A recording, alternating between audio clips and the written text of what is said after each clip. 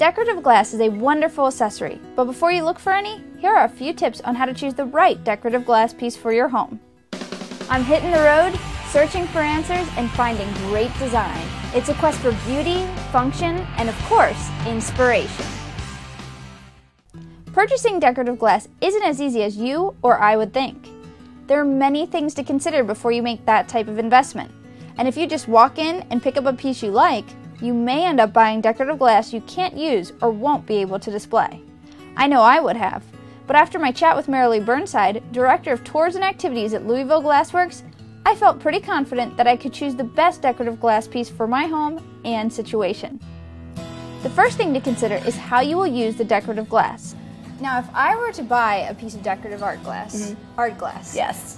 What do I need to take into consideration? Well, several factors. First of all, where are you going to be putting it in your home and how are you going to be using it?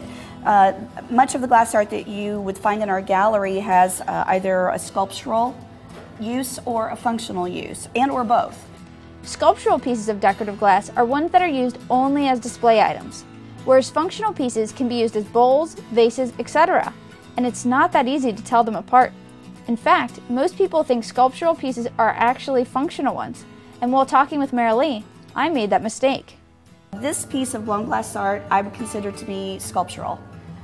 I wouldn't put water or flour into this piece because I wouldn't be able to clean the inside surface. You know, my first thought was put a little flour in there. Well, maybe a silk flower. Yeah, but you can't clean it, you're right. Exactly. Now, this lovely cast glass bowl, very functional. Fruit, other objects you could put in there with no problem at all. Another thing to consider is how you'll display your decorative glass. Is there anything else you need to consider? Yes, Meghan lighting is very, very important when you are deciding on a purchase of glass art. If you have a beautiful piece that's in a darkened room, you might as well have it made out of clay because light's very important in showing the design, the detail, the color coming out of the piece. As a matter of fact, in the gallery we have mirrored surfaces that we show a lot of the pieces because of the reflective nature of the light that we're able to bounce back up and through the art as well as the direct lighting on the objects. So make sure you plan for a place to show off your glass in your home, whether it's on a shelf, table, or hanging on a wall. And when you take all of those things into consideration, you'll be able to buy a beautiful piece of decorative glass that becomes a focal point in your home.